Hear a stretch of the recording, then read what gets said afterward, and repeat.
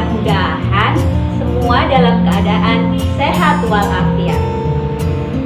Anak-anak, hari ini kita akan belajar tentang organ pencernaan pada manusia dan fungsinya.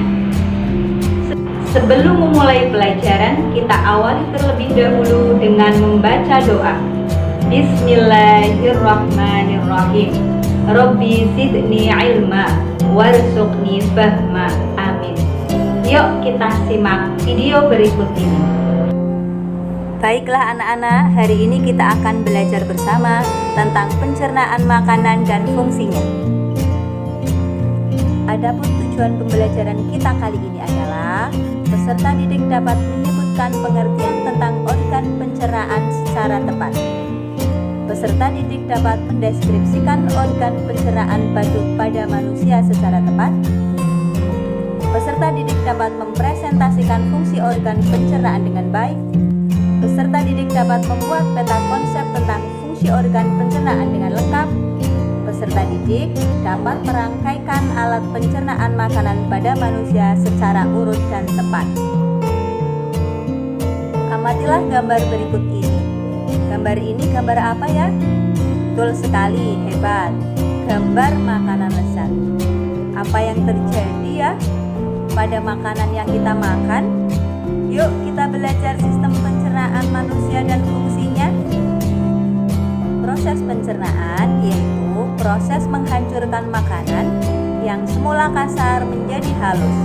Diserap sari-sari makanannya, diedarkan ke seluruh tubuh, lalu sisa hasil pencernaan yang tidak diperlukan tubuh akan dibuang. Sekarang mari kita pelajari satu persatu bagian-bagian organ pencernaan manusia dan fungsinya masing-masing. Organ pencernaan manusia terdiri dari rongga mulut, kerongkongan, lambung, usus halus, usus besar, dan juga anus. Yuk kita ulangi. Nomor 1, menunjukkan gambar rongga mulut. Nomor 2, menunjukkan kerongkongan. Selanjutnya nomor 3, menunjukkan lambung. Nomor 4, menunjukkan usus halus. Nomor 5, menunjukkan usus besar. Dan yang keenam adalah anus. Di dalam rongga mulut, makanan akan dicerna secara mekanik oleh gigi, lidah, dan kelenjar air liur dengan cara dikunyah dan dihaluskan agar menjadi potongan-potongan makanan yang lebih halus. Selain dikunyah oleh gigi, pencernaan makanan di rongga mulut juga dibantu oleh enzim amilase atau petialin yang dihasilkan oleh kelenjar air liur. Enzim amilase atau petialin berfungsi untuk mengubah amilu menjadi maltosa sehingga makanan yang kita makan akan terasa manis. Jumlah gigi pada anak-anak yaitu gigi pada anak-anak berjumlah 20 buah, terdiri dari 8 buah gigi seri, 4 buah gigi taring, 8 buah gigi geraham. Sedangkan gigi pada orang dewasa berjumlah 32 buah, terdiri dari 8 buah gigi seri, 4 buah gigi taring, 20 buah gigi geraham. Mulut, makanan menuju ke kerongkongan. Makanan menuju ke lambung didorong oleh gerak peristaltik. Gerak peristaltik yaitu gerakan kerongkongan mendorong makanan ke dalam lambung. Selanjutnya, makanan menuju lambung. Pada lambung, makanan dicerna secara mekanik dan kimiawi. Pencernaan makanan secara mekanik dilakukan oleh otot-otot lambung yang berkontraksi, melakukan gerakan meremas atau menggiling makanan hingga menjadi bentuk yang lunak seperti bubur makanan. Sedangkan pencernaan secara kimiawi pada lambung dibantu oleh enzim pencernaan yang dihasilkan oleh lambung atau getah lambung. Getah lambung terdiri dari 1. Asam klorida, berfungsi membunuh bibit penyakit yang masuk bersama makanan. 2. Enzim pepsin, berfungsi mengubah protein menjadi pepton.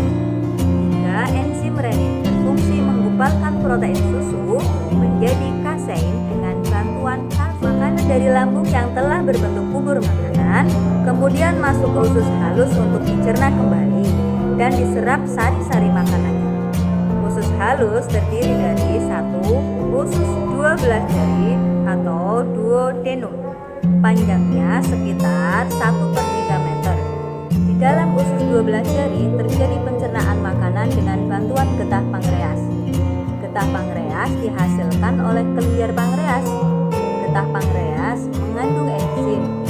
1. Enzim amilase berfungsi mengubah amino menjadi maltosa. 2. Enzim tripsin mengubah pepton menjadi asam amino. 3. Enzim lipase mengubah lemak menjadi asam lemak.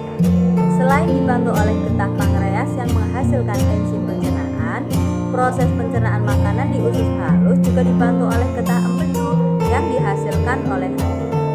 Adapun fungsi getah empedu yaitu 1. Mengemulsikan lemak agar mudah diserap oleh tubuh menjadi asam lemak, memberikan zat warna kecoklatan pada makanan yang sedang dicerna. Yang kedua, usus kosong atau jejunum. Di dalam usus kosong kembali terjadi pencernaan makanan secara kimiawi dengan bantuan enzim pencernaan lainnya, yaitu enzim maltase berfungsi mengubah maltosa menjadi glukosa. Enzim sukrose berfungsi mengubah sukrosa menjadi glukosa dan fruktosa. Enzim laktase berfungsi mengubah laktosa menjadi galaktosa. Adapun usus penyerapan atau ileum, usus penyerapan adalah tempat penyerapan sari-sari makanan, di mana zat-zat gizi pada makanan seperti karbohidrat, protein, lemak, dan vitamin diserap di usus penyerapan pada bagian yang disebut ili.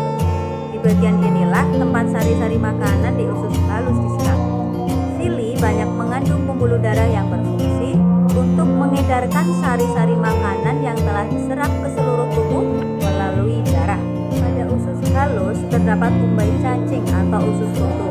Kegunaannya sebagai klep penghubung antara usus halus dengan usus besar, agar sisa-sisa makanan yang telah keluar dari usus halus menuju usus besar tidak dapat kembali masuk ke proses selanjutnya, yaitu usus besar atau kolon.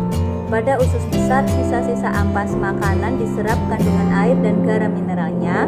Kemudian ampas makanan tersebut dibusukkan oleh bakteri.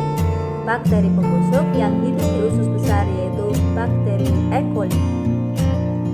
Sebelum dibuang ke anus, ampas makanan yang telah dibusukkan oleh bakteri E. coli dan telah berbentuk kotoran atau tinja atau feses terlebih dahulu masuk ke rektum yang terdapat pada ujung besar. Rektum memiliki otot polos yang apabila rektum terisi ampas makanan dan otot berkontraksi maka akan menimbulkan rasa ingin buang air besar. Proses yang terakhir yaitu anus. Anus adalah saluran pembuangan terakhir, tempat keluarnya feses atau tinja ampas makanan sisa proses pencernaan. Terima kasih.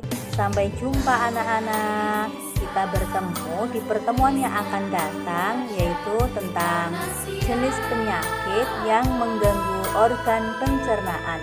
Wassalamualaikum warahmatullahi wabarakatuh.